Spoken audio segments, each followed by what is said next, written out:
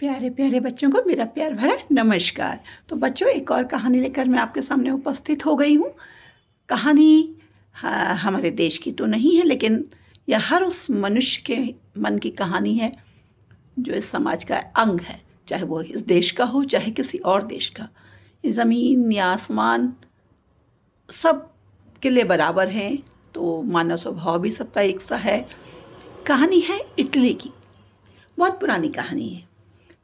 तब राजाओं का समय था, राजा हुआ करते थे, है ना। अब आजकल तो सरकार लोकतांत्रिक हो गई है जगह जगह, लेकिन तब राजा लोग हुआ करते थे और उनके प्रजा हुआ करती थी। तो एक इटली में एक नगर में एक सेठ रहा करता था। बहुत बड़ा सेठ था। उसके पास इतना पैसा था जितना किसी अन्य के पास नहीं था। उसके पास बहुत खूबसूरत खूबसूरत घोड़े थे। एक उसके पास एक अरबी घोड़ा था, बहुत शानदार, बहुत ही शानदार। वह उसकी खूब सेवा करता, उसकी बहुत प्रशंसा करता, उससे खुश रहा करता था। घोड़ा भी अपने मालिक की खूब सेवा करता। वो जानता था कि उसका मालिक उसे बहुत प्यार करता है। तो बच्चों, अब क्या हुआ कि घोड़े से उसका प्रेम बहुत हो गया, बहुत बढ़ गया। वह उसके बिना नहीं रहता, घोड़ा भी अपने मालिक के बिना नहीं रहता था। लेकिन धीरे धीरे समय बीतता गया और एक समय ऐसा आया कि जब वो घोड़ा जो था बूढ़ा होने लगा। बूढ़ा होने लगा, धीरे धीरे उसकी क्षमताएं कम होने लगी, उसकी ताकत कम होने लगी, और अब वह मालिक को उतनी चुस्ती फुर्ती से सैर नहीं करा पाता था, उसकी उतनी सेवा नहीं कर पाता था, और धीरे धीरे धीरे वो बहुत बहुत कमज़ोर हो गया। अब सेठ के मन में आया कि जो मेरा ये घोड़ा मेरे किसी काम का तो रहा नहीं, तो इसके ऊपर खाने पीने और का खर्चा क्यों करूं। ऐसा सोचकर उसने उसे घर से बाहर निकाल दिया।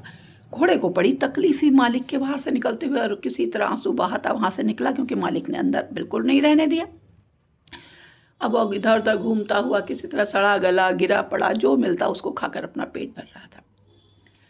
बच्चों, ऐसे ही उसके दिन बीत रहे थे। अब वहाँ का राजा जो था वह बड़ा प्रजा प्रेमी था, लोगों की सेवा किया करता था।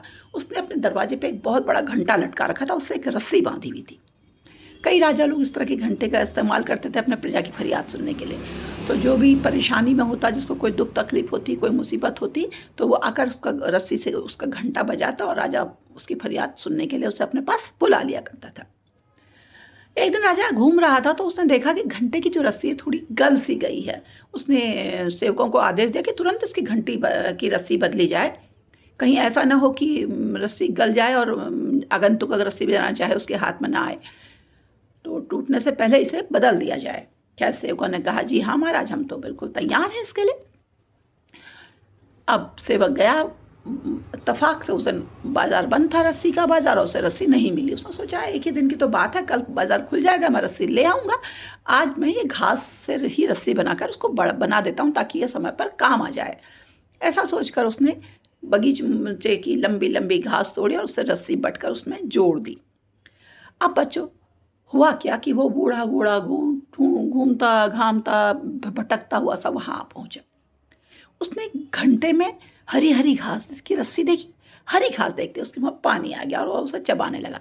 अब जब वो घंटी की रस्सी को चबा चबा के करके खा रहा, तो घंटी हिलने लगी और घंटी बोल गई। घंटी बोली। राजा ने अपने सेवक भेजे, जाओ देखो कौन है जो घंटी बजा रहा है। सेवक आए, उन्होंने देखा कि एक बूढ़ा घोड़ा खड़ा है और रस्सी चबा रहा है। तो बच्चों, यह देख के वो अंदर गए, बोले, महाराज, एक बूढ़ा घोड़ा द्वार पर खड़ा है और रस्सी चबा रहा है। रस्सी चबा रहा है और उसके चबाने से ही वह घंटी बज रही है। बोला, अरे! जो राजा दौड़ के आए, बोले, अरे ये घोड़ा तो बड़ा भूखा मालूम होता है, चलो इसे बगीचे में ले जाओ, अच्छे से इसको दाना पानी दो, इसकी सेवा करो और पता करो ये घोड़ा किसका है। अब पता किया गया, भाई पता चला घोड़ा उस सेठ का है, नगर के बहुत जाने माने सेठ का है। उसे बुलाया गया, उससे कहा गया, भाई तुमने इस घोड़े को क्यों छोड़ा। बोला, महाराज, अब ये बूढ़ा हो गया था, मेरे किसी काम का नहीं था, तो इसको खाने पीने में मैं अपने पैसे की बर्बादी क्यों करता, अपनी धनहानि क्यों करता। राजा बोला, अच्छा।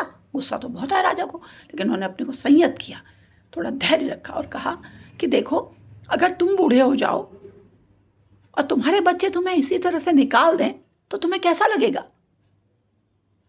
तुम्हें खाना पानी न दें और तुम गिरा पड़ा इधर उधर का खाते रहो, तुम्हें कैसा लगेगा। क्या ये घोड़ा वैसा ही नहीं महसूस कर रहा। कैसा तुम्हारी सेवा नहीं बच्चों की तरह नहीं की थी। तो अब सेठ के मन को बहुत ग्लानि हुई, उसका सिर जो था शर्म से झुक गया, उससे क्षमा मांगी और वो घोड़े को अपने पास ले गया। तो बच्चों, कहानी यहीं पर ख़त्म हुई। तो ये जो संदेश इसमें देती है मानव स्वभाव, क्योंकि हर किसी भी देश का मनुष्य है, उसके मन में इस प्रकार के भाव उपजते हैं। आज के समय में अधिकांश, जब पुराने समय में भी होते थे, लेकिन पुराने समय में लोग धर्म, संस्कार और लोक लाज के कारण इस भावना को कम व्यक्त करते थे, लेकिन आजकल यह भावना बहुत ज़्यादा व्यक्त हो रही है, अभिव्यक्त हो रही है कि अपने बूढ़े माँ बाप या पुराने लोगों को बेकार समझा जा रहा है।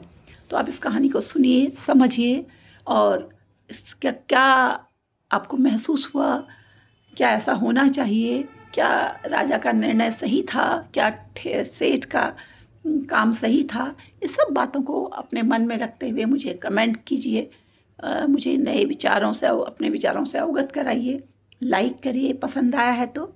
और जिन लोगों ने मेरे चैनल को सब्सक्राइब किया उनका मैं आभार व्यक्त करती हूँ, और जो लोग मेरे चैनल में नए हैं उनसे गुजारिश है मेरी कि वो इसको सब्सक्राइब करें, ताकि ये कहानियाँ और ये कहानी का संसार कई हाथों से गुजरता हुआ कई बच्चों तक पहुँचे, और बच्चे इन कहानियों को सुनकर कुछ अपने नीति संबंधी निर्णय ले सकें, अपने जीवन के महत्वपूर्ण फैसले ले सकें, अपने व्यवहार पर का आकलन कर सकें।